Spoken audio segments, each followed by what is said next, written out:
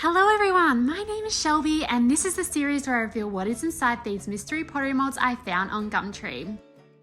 Hello and welcome to mold 67, and this is a mold I have been waiting to find. I am so excited and so happy that I finally found this mold in the pile.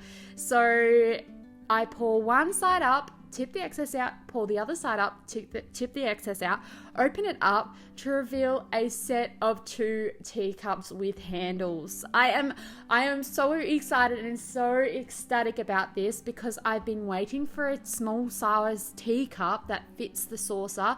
I didn't do the saucers this week, but I've been waiting for this piece because I've wanted a flat surface area and I've wanted this shaped teacup. Like it's ticked all the boxes for me. I was actually a little bit undecided on what I wanted to paint on these because I could do everything. I could do my flowering gums, I could do some wildflowers, I could do stamp mugs with designs, I could do so many techniques with these, and that's why I love this mold so much, is because the flat surface area makes it amazing to decorate with, and the shape of it is also really easy to design with because it's such a great area. It's just got the best surface area. I'm so stoked with it. So this week I did decide to pick one of your topics again, just because it made the decision making process a lot easier for me, because I could have painted, honestly, not hundreds, but I could have painted so many different sets of these. So you might have seen already that I'm using the theme Sun and Moon. So with this theme, I thought I would do a couple of options, because even this theme alone, I had so many ideas on how I could do it. So one of the concepts was to do a sun and moon with a black underglaze detail and some color. I've also got, later on in the video, a carved out sun and moon, which was really cool to try out. I've also got some flower concepts as well that I've popped in the video, and one I did off camera, which you'll see a bit of the glazing later on. So this first set of teacups, I'm going in with a black underglaze and doing a sort of line work design with a textured moon and a textured sun, and then I'm adding some stars and some swirly little clouds. And I thought I would try something that I haven't done before, whereas I pop the outline on first and then I bake that outline on via the bisque firing, and then I come back in and dab some more underglaze on top, giving it this sort of milky, magical kind of feel, so that the dark black underglaze isn't as, I guess, contrasted, and it sort of blends in a bit more. So here I watered down a yellow and a light blue and watered it down and dabbed it on to cover that, and then I popped a damp sponge on and sort of wiped away most of the color just so that it was very faint. It just softened the black, and just sort of, I don't know why I decided to do it. I just thought it would look cool and I wanted to try it, just because this is what this series is about, is I'm learning new things about different techniques and different ways of applying decoration and color. So here I am adding all of that, and then once that was done and sponged off and it had dried out, I added some wax resist to those areas and applied glaze everywhere else. So I popped a yellow glaze behind the sun. It's like a yellowy orangey glaze. The only yellows I have, they're quite a cool tone yellow, so I used an orange because that had a lot more warmth to it, because I want it to contrast with the blue glaze on the other side, which is quite a cool color palette. So it's kind of like doing these sort of opposites, like the sun and the moon, how they're shining at opposite times of the day. So here I am adding that wax resist. So the wax resist allows the glaze not to stick. So it doesn't allow it. It stops the glaze from sticking in those areas and makes it easier to sponge off.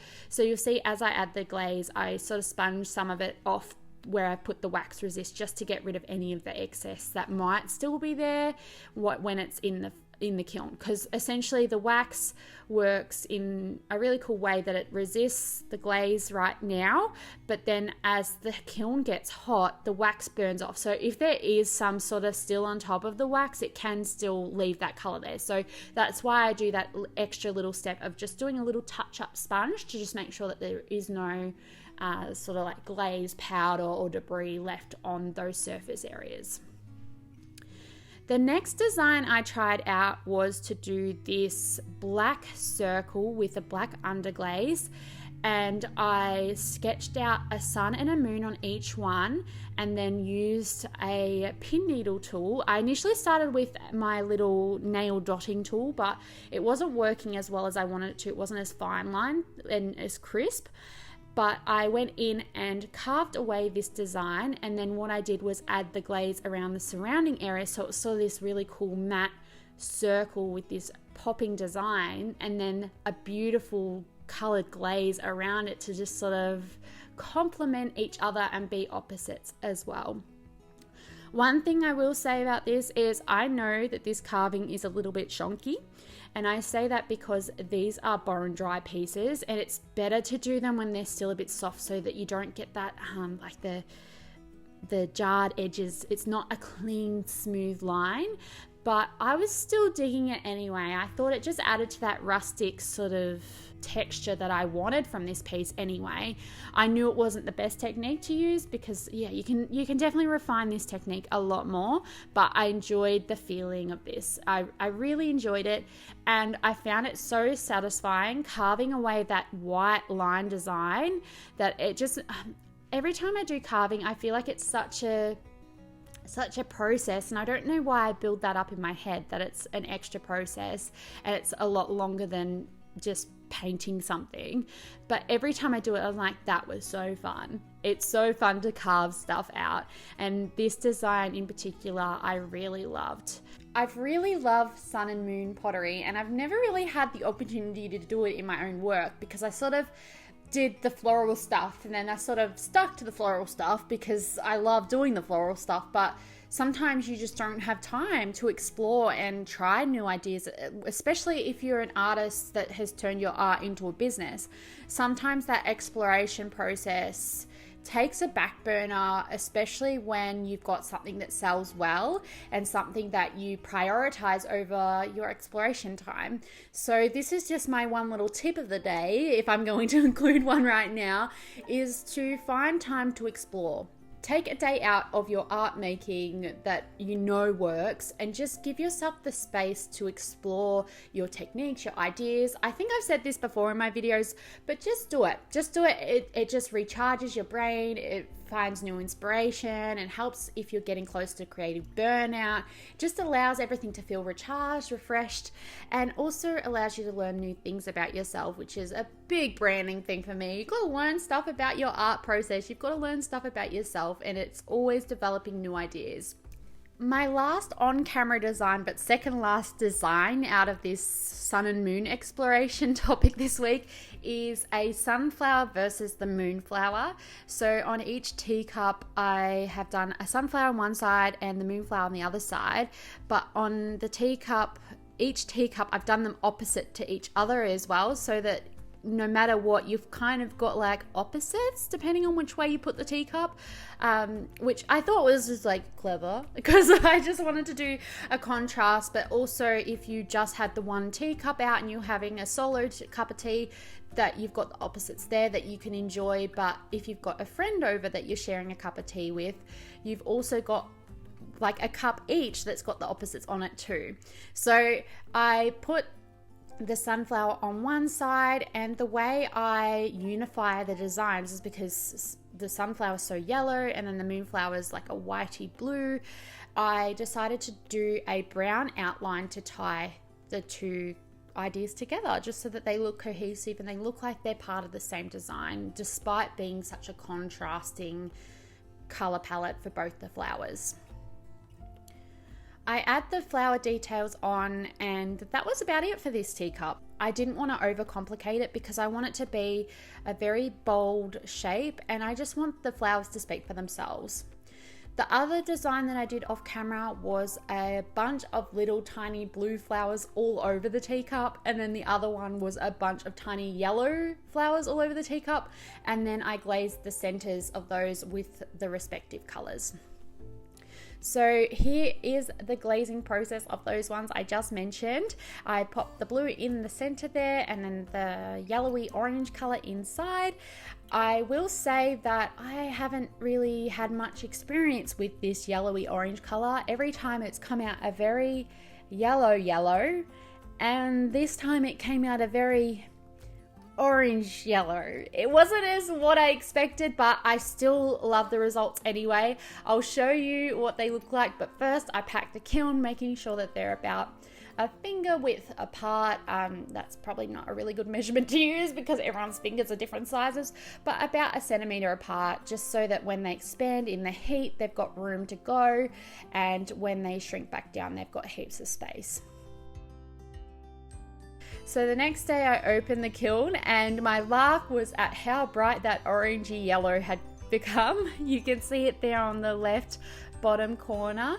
So I unpacked those so we can have a closer look, and first up we've got our black underglaze carved out design.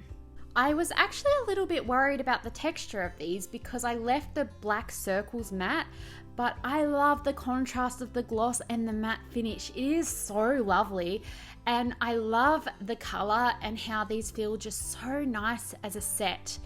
I will say that I didn't like how the underglaze had chipped off a little bit, but that was just because of the carving issues I said before, because they were a bit too dry when I did it, but I still love the rustic feel and look.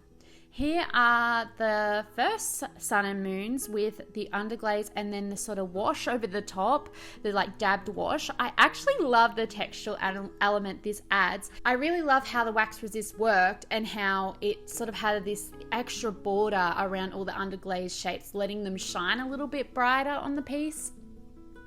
Here we have the sun and moon flower. They are really gorgeous. I love these ones in comparison to the other designs because they've got a lot more white negative space, so they feel a bit more delicate. Here are the little petal flower pieces. The reason I didn't show you the process of these is because I had the idea like late at night.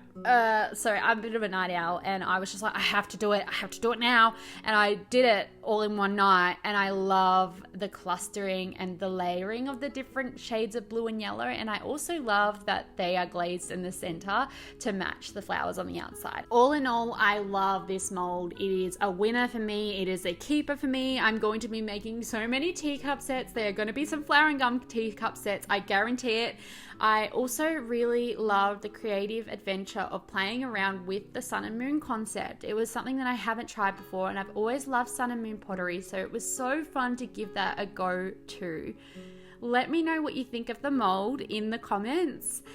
Thank you so much for watching, and here is your sneak peek for the next reveal.